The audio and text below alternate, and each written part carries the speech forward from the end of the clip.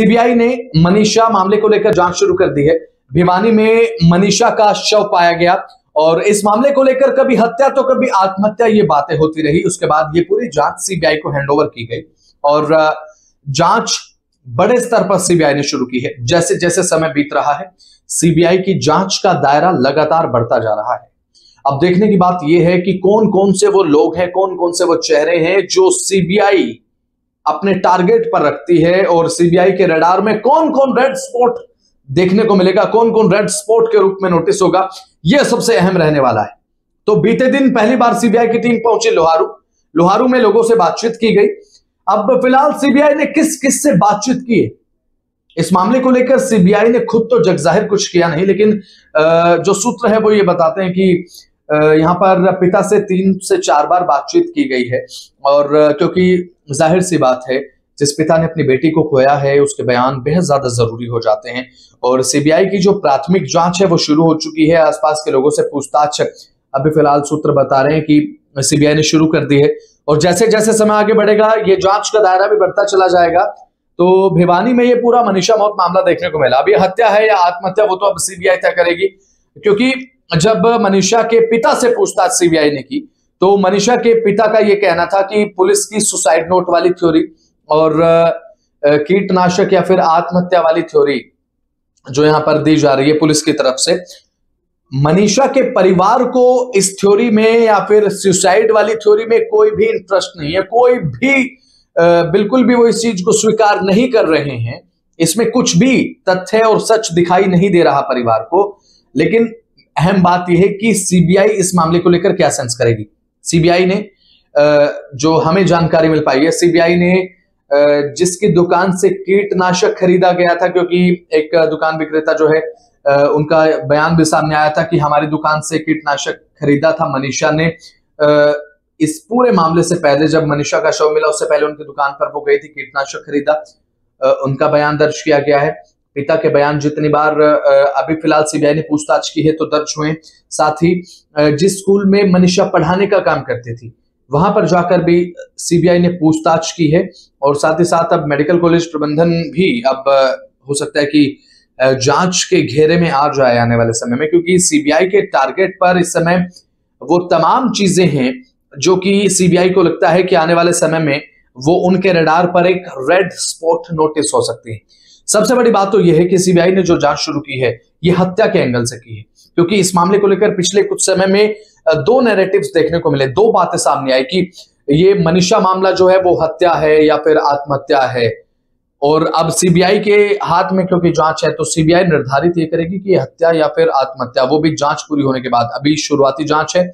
और प्राथमिक जांच में लोगों से पूछताछ शुरू कर दी गई है, लेकिन हो सकता है कि समय लग जाए इस मामले की जांच पड़ताल में। लेकिन एक बार अगर सिरा मिल गया सीबीआई को तो जड़ों तक जाने के लिए सीबीआई को ज्यादा टाइम लगेगा नहीं, क्योंकि सीबीआई की कार्रवाई हम जानते हैं कितनी ज्यादा इंटेंस होती है, कितनी ज्यादा गूढ़ कार्रवाई सीबीआई करती है। और ऐसे में मनीषा के पिता संजय ने यह बताया है कि सीबीआई कई बार उनसे पूछताछ कर चुकी है मनीषा मामले को लेकर, उनकी बेटी को लेकर जानकारियां सीबीआई ने जुटाई उनसे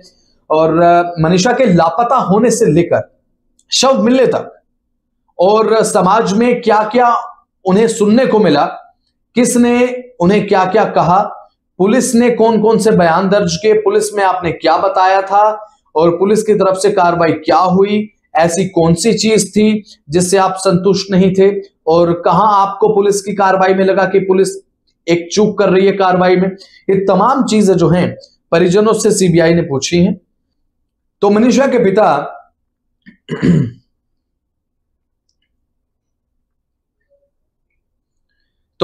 पिता ने सीबीआई को यह बताया है कि सीबीआई अधिकारियों को जब पूछताछ कर रहे थे तो सीबीआई अधिकारियों को उन्होंने बताया कि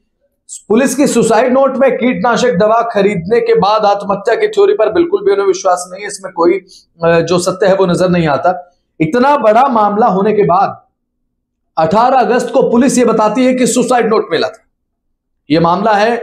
11 तारीख को लापता हुई थी मनीषा, उसके बाद 13 तारीख को उसका शव बरामद किया गया था खेत से, एक खेत में उसका शव पड़ा हुआ मिला था। और हाँ, एक और अहम बात है कि सीबीआई ने उन लोगों से भी पूछताछ की है जिसने सबसे पहले शव को देखा था, मनीषा के शव को,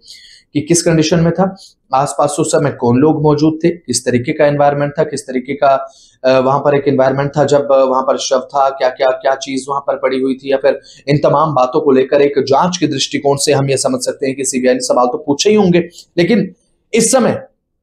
एक परिवार जिन्होंने अपनी बेटी को खोया, उसकी निगाह है सीबीआई की कार्रवाई पर, पूरे प्रदेश की एक उम्मीद टिकी है सीबीआई की कार्रवाई पर। उन तमाम लोगों की उम्मीद सीबीआई की कार्रवाई पर है जिन्होंने मनीषा मौत मामले के बाद मनीषा के अंतिम संस्कार के समय अपनी आंखें नम की, क्योंकि उस समय सभी यही सोच रहे थे कि जब सीबीआई कार्रवाई करेगी तो असल आरोपी सामने आएगा, अगर कोई आरोपी है। क्योंकि हत्या और आत्महत्या, इन दोनों चीजों को लेकर एक बहुत बड़ा कंफ्यूजन पिछले कुछ समय में क्रिएट हुआ। कभी खबरें आई आत्महत्या को लेकर, या फिर आत्महत्या या फिर हत्या, इसके बीच में कंफ्यूजन एक देखने को मिला था। लेकिन अब सीबीआई जिस मामले को लेकर जांच कर रही है, जिस एंगल से मामले की जांच कर रही है, वो है हत्या का एंगल, यानी कि मर्डर। क्योंकि अभी फिलहाल सीबीआई क्या सेंस कर पा रही है ये तो हम अभी नहीं बता सकते, लेकिन सीबीआई जो भी सेंस कर रही है वो बेहद बड़ा है। क्योंकि और समय के साथ साथ सीबीआई की कार्रवाई का, सीबीआई की जांच का दायरा बढ़ रहा है। एक बात आप मानकर चलिए, अगर यह हत्या का मामला हुआ, अगर यह ब्रूटल मर्डर केस हुआ, ये हम इसलिए कह रहे हैं क्योंकि लगातार दोनों बातें पिछले कुछ समय में देखने को मिले, लेकिन अगर यह हत्या ब्रूटल मर्डर केस हुआ, कोल्ड ब्लडेड मर्डर हुआ, तो सच मानिए इस जांच की आंच में बहुत बड़े चेहरे भी हो सकता है कि सामने आ जाए,